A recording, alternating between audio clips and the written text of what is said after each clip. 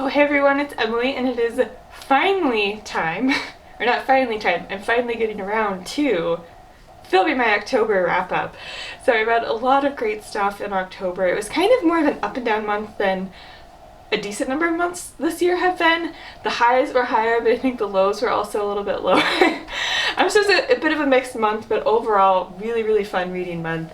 So I will just dive straight in. The first thing I was able to finish in the month of October was The Guest List by Lucy Foley. I actually was able to just kind of get away for a few days, sit in an Airbnb, just kind of chill, read, have a change of scenery. And this is the first thing I read when I got there. I listened to it on Scribd. The audiobook was actually really good. It's a full cast audiobook, which was a lot of fun. I think this one for me was a case of having slightly different expectations or not really fully knowing what I was supposed to get out of this as I was going into the book. So I thought it was going to be more thrilling or have more thriller elements, I think, than it actually did. So my expectations didn't quite match what the book actually was, which might have played a role in me not enjoying it as much as I wanted to or as much as I had hoped I would. So this follows a wedding, and this wedding is taking place on a remote Irish island, and the setting was super cool. I did enjoy the writing style, I enjoyed the setting. Some of the characters were pretty interesting. So you follow some different perspectives as people are getting to this wedding and as this wedding is actually going on, and you realize from the beginning, it also kind of flashes forward to the wedding night, and you realize that someone has been murdered. You don't know who, but someone has been murdered, and so you need to both figure out who has been murdered and who actually did it. And as I said, I thought there would be some more thrilling elements, but this was a very slow book as you're getting to know some of the characters and getting to know some of the relationships and dynamic between some of the characters. So that happened over a large portion of the book. So a good portion of the book is like tiny scenes of this after the wedding situation going on after someone has been murdered, but mostly just the characters talking and getting to know each other a little bit. And you're following, again, different perspectives. You're following the groom, the bride, the bride's sister, some other people in the wedding party, the wedding planner. So you're following a decent number of perspectives as you're just trying to get a sense of who is at this wedding and what their relationship is and who might have a motivation to kill someone. And it also wasn't a terribly surprising book. So it kind of became clear who I thought was going to get killed, and that person was the one killed. And there were like a couple of different people that I really thought could have done it, and it was one of those people. So it wasn't particularly surprising, which is fine. I don't necessarily need to be super surprised to enjoy a thriller. Or I guess this is more of a mystery than a thriller. But anyway, it just didn't really match what I expected from the book, and was just a bit slower than I was really hoping for out of this book. So I didn't end up enjoying that as much as I wanted to. The next book, I actually also finished this one while I was at that cottage, and that is How to Be an Anti-Racist by Ibram X. Kendi. This is a mixture of the author's own experiences and just kind of social commentary about racism, the difference between not being racist and being anti-racist and what he means by that. Different policy ideas, different social commentary about being anti-racist, and I thought this was fantastic. I listened to this one on audio as well. I definitely would love to get a physical copy as well and annotate a bunch of stuff that he was saying throughout this book. I thought it was an excellent book, and I really highly recommend this book to everyone. So yeah, definitely enjoyed that one. I next finished most of Uprooted. I'm not really going to say much about it because I did end up DNFing it for now. I have a physical copy back in my apartment in Arlington, so I want to try this one physically. I think the audiobook just wasn't necessarily clicking with me, maybe. I'm not really sure. So I'm not going to say a ton about this. I will say it just follows a magical forest. Not necessarily a good magical forest. Like, this magical forest is essentially getting out of control and attacking people. And there is a magician called the Dragon. There's a magician who is basically, his job essentially is to help contain this forest. He kidnaps one woman every 10 years from this town nearby to help him and to kind of train them in magic. And so our main character is the one that's kidnapped. And it was very hard to be in her head for the first, particularly quarter of the book, following her kidnapping and her just trying to come to terms with what's going on, her making a bunch of excuses for him, because he not only kidnapped her, but is also just in general incredibly abusive. So that was really hard to follow and hard to be in her head when she was just making a bunch of excuses for him. It definitely got better for me once they actually were out in the forest and there was the kind of the magic and the forest stuff going on was like finally happening. But as I said, I think the audiobook just maybe wasn't clicky with me, and so I want to go back to this one physically and see if that might be a way to go for me on this one. Anyway, so I read a decent chunk of it, but didn't end up DNFing it for now. The next book I read was The Woman in Cabin 10 by Ruth Ware. This follows a woman who is trying to kind of make her way up to be a travel writer, and she gets an opportunity when her boss is about to go on maternity leave, and so she is taking her boss's place on the maiden voyage of a ship, and so she's going to be writing about it for this travel site. And the first night that she's there, she hears some weird noises. She goes out to kind of the deck of her cabin and sees someone, or thinks she sees someone that has been thrown overboard, and sees some blood smeared on the door of the cabin next to her, cabin 10. And when she goes to try to figure out what's going on, she contacts security, and she had met someone in that cabin earlier that day, but when she calls security to try to figure out what's going on, they said that they take her to that next cabin, no one's there, it's empty. They say that it was supposed to be filled by someone who wasn't able to make the trip, and so they've just left that cabin empty and that no one's in there. And so she's confused because she knows what she saw, and she spends the book trying to figure out who this woman is that she saw and was thrown overboard, what was happening, and how she can kind of get out once she kind of gets deeper into it to figure out what's going on. I really liked this one. I have overall really, really enjoyed Ruth Ware's books. I like her writing style. It's very, very slow, atmospheric build-ups. And I always love her narrator. Imogen Church is brilliant. And so I always love listening to her books as well. And this one I think was one of the faster paced Ruth Ware books that I've read. And I just had a fun time just being in this character's head, trying to figure out what's going on. And yeah, there was definitely some intense moments. There were, I think, as I said, were more intense moments than there are in most of her books. So yeah, this one was a lot of fun. I had a good time listening to this one. The next book that I read, and I started this while I was at the cabin, but I did finish it after I was at that cabin or cottage for the first weekend in October, but I did start and eventually finish Bone Criers Moon by Catherine Purdy. This is the beautiful Fairy Loot edition, and this one I actually ended up having a lot of fun with. So this is a YA fantasy that follows a world where there are bone criers, and these are a group of women who essentially have the ability to ferry the souls of the dead and kind of take them to where they're supposed to be. And in order to have this power, in order to kind of fully realize their magic, they need to essentially have some magical talismans that they collect, but they also need to go through a ritual. And you follow our main character, Aless, as she's going through this ritual, and her main friend, or like the main other female perspective, is her friend Sabine, who is in this clan and is like trying to be a bone crier, but she is kind of more apprehensive about becoming a bone crier than Aless is. But Aless is trying to go through this ritual. She starts to go through this ritual. You're supposed to, the ritual involves enticing their one true love to them and then killing them. That is the price for their magic. They need to kill their one true love, or they can spend a year with them and then kill them.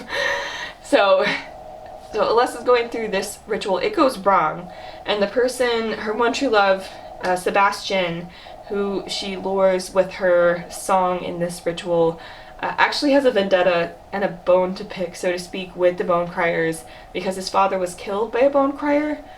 And so it doesn't go as planned. And, you know, Alessa is kidnapped, Sabine is trying to find her, and they need to actually have everything set before the end of the month and go through this, because once a month is kind of when the Bone Criers are able to ferry the souls of the dead during the full moon. And so it's kind of a race against time to make sure that they have all of the magical talismans together, to make sure that their magic will work, and to make sure that they can ferry the souls of the dead in the midst of the ramifications of this ritual not going well and Alessa being kidnapped. Anyway, it was fun. It was just an entertaining time. I enjoyed the world. This was a really fun book to read in October because it was just a super atmospheric world that was just kind of intriguing and interesting to follow the mythology, or kind of just the world and the magic. And yeah, it was just fun to be in this world. I'm intrigued for the next one, and hopefully can read that one next October, because I feel like it's going to have hopefully similar atmospheric vibes. But yeah, this was just entertaining, fun, nothing mind-blowing or anything that, you know, is going to stick with me forever and ever and ever, but this is one that I think will just be a fun one to return to every now and then, and I had a good time with it. So the next book that I read was the last Ruth Ware that I had on her backlist, or the last book on Ruth Ware's backlist that I had to read, which was The Lying Game. And this is by far my least favorite Ruth Ware book. So this one follows a group of friends who, when they met in their school days, and in their school days they went to a boarding school. In their school days they played a game that essentially involved lying to people and getting away with it, and which is just a terrible game to play in my opinion. And they basically made a lot of really poor decisions in the midst of this game, and so you follow them. It kind of goes through some of their school days, but you also follow them as adults, and they're in their mid-30s when one of the four members of this group texts the others and essentially says, "I need you." And so they all come back together, and it becomes clear that there was one lie in particular that has really cost them, or that is coming back to haunt them. It involves someone dying, and involves another person that they were really close to, or a couple of other people that they were really close to. And so throughout the course of the book, you flash back and forth between their school days and them as adults. So you follow them, as I said, back in their school days and in present day, when this major secret is kind of coming to light in this community, and people are kind of starting to figure out what happened, and they need to make sure that that things don't get found out, essentially. And so the writing was still great. I like Ruth Ware's writing. The narration was obviously still incredible. So I still had a good time listening to this, but I think the reason I was frustrated with this one was because it kind of, to me, boiled down to characters who made terrible decisions, and their age at the time did not... It was not an excuse for some of the decisions that they made. And it's them facing the consequences of what they did. And so I had no sympathy for these characters, really, or their situation. Because I'm like, yeah, you did some dumb shit, and now you're paying the price for it. Like, okay. This one also had less thrilling moments than most of Ruth Ware's books did. So even just in terms of those thrilling elements, I feel like the payoff wasn't really as there in this story as they typically are for me in her books. So this one was not my favorite, but you win some, you lose some. So the next book that I finally finished The Hero of Ages and finished the first Era Mistborn series by Brandon Sanderson. I love this series so much. It was so great to be back in this world, back with these characters. And I can't really say much about the actual plot of this one. It is the third book in a series, but I will just say that this world, I talked about it a lot, so I'll just keep it super brief. This world follows magic that is based on metals. If you can ingest one kind of metal and use it for power, or use it as magical abilities, you're a Mistine. If you can use all of the types of power, or all of the metals, and use them for power, then you are a Mistborn. You follow two Mistborns, and they are trying to get together a rebellion to rebel against this Dark Lord that's been ruling for 1,000 years. And this is the conclusion to that trilogy. I loved it. Again, I love the characters. They're super dynamic, super interesting. You follow a decent number of perspectives throughout this series. And what's great about it is I never really felt like, when I was in one perspective, I never really felt like, oh, I just want to go back to that other perspective. Like, I was invested in basically all of these characters and all of these storylines that he's threading together. And the world is just super interesting. The politics are super interesting. I think he just had a lot of interesting things to say through this series, and I would highly recommend. I loved it. So the next book that I read was The Night Circus by Erin Morgenstern. I fucking loved this book. Oh my gosh. I didn't really know what to expect, to be honest, even though I've read her other book, The Starless Sea. So I had somewhat of a sense of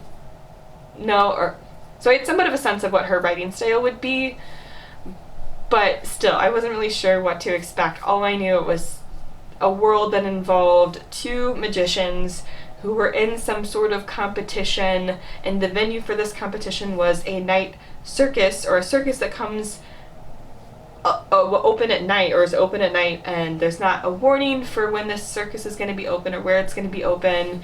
It travels around and just will suddenly appear and then open at night and close at dawn and move on. And so that's all I knew, and that's essentially plot-wise really all I can say about it, because the point is not the plot. The point isn't even really the characters, although some of the characters are great. But her character work is super interesting, and I at least feel like I'm at a distance from the characters when I'm reading her books, but I don't mind. I still am intrigued to know what's going on with them and to learn what I can about these characters.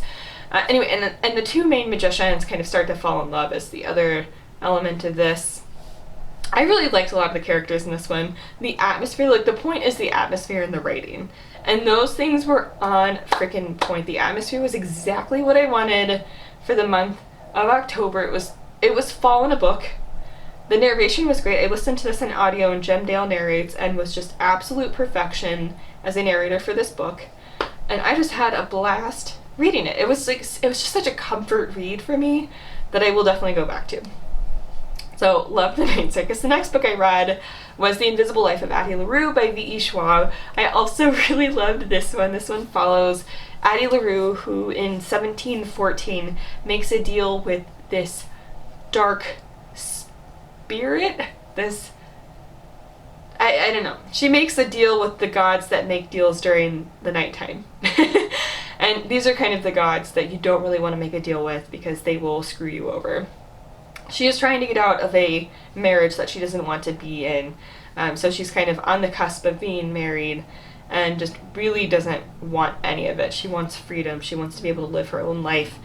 And so this force, this dark god, this dark spirit, the devil, whatever, grants her freedom, but the cost of this that she doesn't really realize is that no one will ever remember her after they meet her. So when they turn around, when they leave the room, when they close the door, whenever they leave, or whenever they kind of lose awareness of her being there, they will forget that she was there in the first place. And so it's her just kind of figuring out how to live for a while. And so you flash back and forth between her making this deal, kind of different points in her life of just kind of how she has survived throughout the time. And then you also follow 2014 New York City. She has been living in New York City for a while. She goes into a bookstore one day, and then when she goes back to that bookstore, she realizes that a man named Henry, who works in this bookstore, actually remembers her being there previously. So she finally meets someone who actually remembers who she is, and so she's trying to figure out why he remembers her, what's going on, how can she break this curse, etc. And again, the point of this one isn't necessarily the plot. It's a very slow story of you getting to know Addie, getting to know Henry, getting to feel everything that she's been feeling for 300 years, and just kind of her experiences for 300 years. So there's some parts that are repetitive because her life has kind of been monotonous and repetitive since no one can remember her. She can't develop relationships, she can't build roots, she can't leave a mark on the world, quite literally. And so it's just her coming to terms with that, dealing with that, her actually being able to build a relationship with Henry. And previously the only person she can really have any sort of relationship with is this dark force, this dark spirit that keeps coming to visit her, because he's the only one that actually remembers who she is, so he's also a character. And it's just beautifully written, beautifully told. I also love the audiobook for this one. Fabulously narrated. Loved it. It was just, I was just emotional the entire time. This one didn't make me cry as it has some people, but I really, really loved it. I was so invested in this story. It was so beautiful and beautifully written, and yeah, loved it. I really loved it. The next book I read in the month of October was The Future We Choose, and this is a nonfiction about climate change. That's written by a couple of people who have been instrumental in the UN process to get the Paris Accords, among other things, together, and kind of the UN climate work that's been going on. And this is fantastic. This is a short book. It's not a very dense book. Like, it's not a book designed to give you information about the science of climate change. They essentially make the argument that there is a little bit of time to kind of stave off the worst effects of climate change if we make the decision to do so. And so they kind of say we've got a little bit of time left, but not much, and they make that argument. They also present kind of two future cases, or two futures that we can decide between, where the worst impacts are come to pass, and there's a lot that changes and a lot that is lost, and a future where some of the worst impacts we were able to stave off and be prepared for. Things are different, some things have changed, but ultimately a much better future than the alternative. So they kind of paint those pictures and then kind of give some advice for, okay, here are some things that need to happen next, here are some decisions that need to be made, here are some things that need to be done, both on an individual level and at a systemic level on climate change. I really like this. I thought it was a gift to the climate activist community. It was overall a hopeful book, and sometimes climate activists just need to be able to have a little bit of hope, and so that it was just a gift to the community that has given already and will continue to give so much of themselves to help work on climate change. So the next book I read in the month of October was Forest of Souls by Lori Emily. Once again, this is the Fairy Loot edition with the gorgeous artwork. So this was also a fun one to read in October. It had dark, spooky forest vibes, which is really what I was going for in October. So this one follows Saoirse. Saoirse is training to potentially be the next spy to the queen of where she lives. And there are other people who are potentially in training, and ultimately the person who's the current spy for the queen is going to pick someone that's going to be her full-on apprentice. And so she's training with this woman.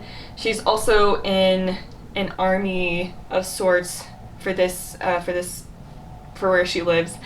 And one day there's a note that is supposed to be for one of the other people who is training with this spy, and basically one of her competitors. There's a note that has some key information and a location and a time that he's supposed to be somewhere. Saoirse intercepts this message, and so she decides, or is able to read it, and so she decides that she's also going to go to that place at that time and basically just see what she can find out. And stuff goes wrong while she's there, and her friend actually ends up dying, and she finds out that she's able to somehow bring her friend back to life. The Spider King summons her and her friend, and she essentially finds out that she's the only known soul guide in living memory. And the Spider King is someone who is the only person able to kind of, again, contain this magical forest that essentially is evil. And he's kind of losing his ability to keep this forest at bay There are also some other tensions between some other kingdoms, and he's kind of a peacemaker between some different kingdoms. So things are kind of tense both with the forest and between some of these other kingdoms. And so the Spider King essentially is hoping that Saoirse can hone her abilities and use them to help him control the forest. And essentially they're like these dead spirits, these dead souls that are kind of trapped in these trees in this forest. And so she basically goes on an adventure to kind of figure out what's going on. The friend that she saved is also sick from the forest, so she's trying to figure out how to save her friend, how to keep peace between these different kingdoms, how to control this forest. Things happen. It was a good time. I honestly had a really fun time. I both read it physically and listened to the audiobook. I just had a really fun time in this world. Again, not anything mind-blowing or super something that'll stick with me, I guess. But it was fun, it was entertaining, I had a good time. The characters weren't particularly memorable, but were fine. It mostly was kind of about the world and the atmosphere and the vibe of this story for me. That was a lot of fun. So, the final thing that I read in the month of October was Unbowed by Wangari Maathai. Both this one and The Future We Choose were the books for the X book club, so that was a lot of fun. These both were great books. Wangari Maathai is a Kenyan, or was a Kenyan, political and environmental activist and won the Nobel Peace Prize, and her life story is something. So it's, oh my gosh, this was a wild memoir. So she talks about growing up. She grew up in Kenya, as I said, and it was very much about, at least the beginning of her childhood, about how colonialism affected the area that she grew up in. And she talks about her education. She kind of went all over for her education, a couple of different places in the US, a place in Germany. She went back to Kenya after that and was working at a university as things kind of got politically more tense after Kenya was no longer a colony of England. There was still a lot of political tensions, a lot of stuff going on. So she became very involved over time in politics and environmental protection, and she sees those two things as very interconnected, that good political governance is also going to be necessary to actually enforce and really protect the environmental resources of a country. And so she was both a huge political force in her country and a huge advocate for environmental change. And she was the leader of the Greenbelt movement that helped plant many trees throughout not just Kenya but throughout other parts of Africa as well. And she is just a force. Like, she went through some really hard times, and actually it was interesting because what she's most known for in terms of her environmental political work, the Greenbelt movement, really came out of a time in her life where she lost so much. She was in and out of jail for, you know, the political work that she was doing. She was definitely targeted by political leaders. And it was just so wild to hear her life story, just hear her determination, her passion, just how much she was able to get through and survive, and not just survive, but use that to fuel her ambition, her passion, and her drive to do the work that she did. And it was incredible. It was incredible. I would recommend this for anyone just because I thought it was fascinating. She had a lot of really interesting and important things to say that she learned in her life.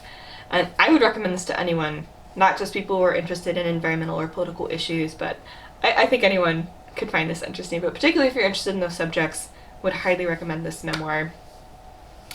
So that is everything I read in the month of October.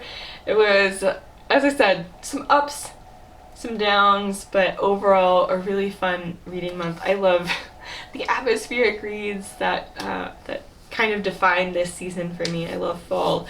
And yeah, just a lot of fun atmospheric fall books that I was able to read in October.